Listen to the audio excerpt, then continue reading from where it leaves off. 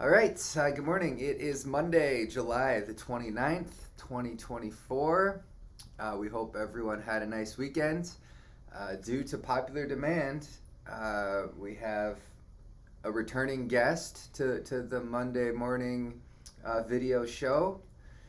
It was over a year ago that my daughter Keegan here made her debut, and there's just been more and more people asking for her return. I think the last kind of straw was Keegan's great grandmother, who's 90 years old in Wisconsin, said Keegan has to make a return. So here we are, a couple weeks before school starts again. It's like, well, we better get Keegan on the show. So nice to have you again, and why don't you share with everyone kind of how your summer's been going?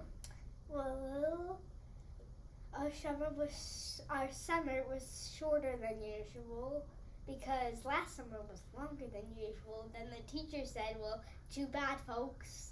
Now you get a shorter summer." And so we saw a lot of our family. We saw the Palms, my mom's side of the family, and the rest of the Krolls, my other dad's side of the family. And we also saw from some other fellow friends, the Dingles and the Shears. Yeah, it was a great summer. Yes, it was a great summer. Yeah. Oh, and a new addition this summer as well. Yes, I had a new baby brother. Two little brothers now. Yep. That it's a lot of work, right? Yes, and one day when I come back home from high school, they're probably gonna go with Nerf guns. Yeah. Just start shooting at me with no reason. There's a really good chance of that. So. Yes, there is. All right, and then little golf camp. Keegan has some golf camp this week as well. So, about to. I still have my club, GG. Good. All right. Well, what do you see in markets last week, Keegan? More money coming out of technology and being invested in other parts of the market. Yeah, so like this really 2 weeks in a row now, this rotation out of technology into other parts of the market.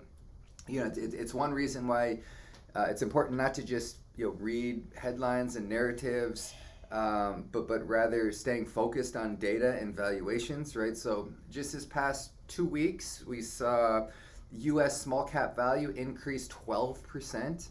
While the NASDAQ is down significantly.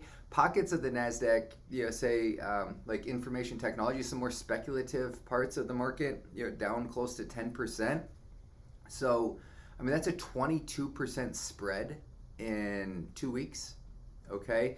And so, like, someone might ask the question, like, how does that happen? How do you get a 22% spread of outperformance in 2 weeks? It's like, well, again, you look at the data, right? And the forward, as I was preparing for this morning, the forward PE, price of earnings on the NASDAQ was 35 times earnings, okay? Just to put that in comparison, like the equal weight S&P 500 valuation is trading at 16 times. Okay, so 16 times versus 35 times. And it just kind of goes to show, like, if you have a lot of optimism and you're really bullish on technology and AI and which I think it's going to be here a long time. It's just like the price you pay matters, right? Because if everyone understands the potential and the optimism of AI and these things, like many times it's already reflected in current prices, right? So not at all surprising to see this rotation. I think there's a really good chance it continues.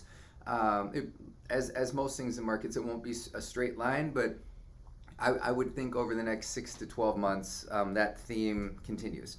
What else, Keegan? A positive GDP surprise with 2.8% growth in Q2. Yeah, so that was a surprise, and particularly encouraging was the consumer consumption number, right? So consumer spending, which as some of you know, like consumer spending it's like 70% of GDP, And so that came in higher than expected as well at 2.3%. So this ongoing theme of the resilient consumer seems to continue. What else did we have last week? Bill Dudley, the former president of the Fed Bank of New York, said the Fed should cut rates. Yeah, and that was a surprise to see Bill Dudley come out and say that. And he just said, I've kind of changed my mind, just given some of the softening data we've had in recent weeks. And so, not surprisingly, when you have a former Fed chair like that, sitting, that news comes down, that front end of the yield curve down significantly, which we've been talking about the yield curve inversion. So the front end of the curve goes down, the 30-year Treasury stays about where it was. So that curve is no longer inverted, right? So the 2s and 30s is actually positive sloping, up 7 basis point spread between the two. Even the 2s and 10s getting a little bit closer. So, like long term, that's encouraging. That means growth, right? Most times. So we'll see. What do we have to look forward to this week? We have a Fed meeting and job report. Yeah, so Fed meeting Wednesday. Consensus widely expected, likely no rate cuts this week. Although with Bill Dudley's comments, maybe a slight chance, but most likely not.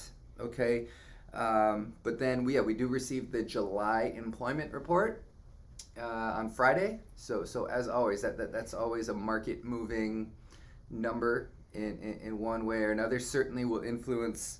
Well, obviously not this Fed meeting because that's Wednesday, but maybe the next one. So so great job, Keegan. Thank you for coming back. Any last words before we get you sent off to golf camp?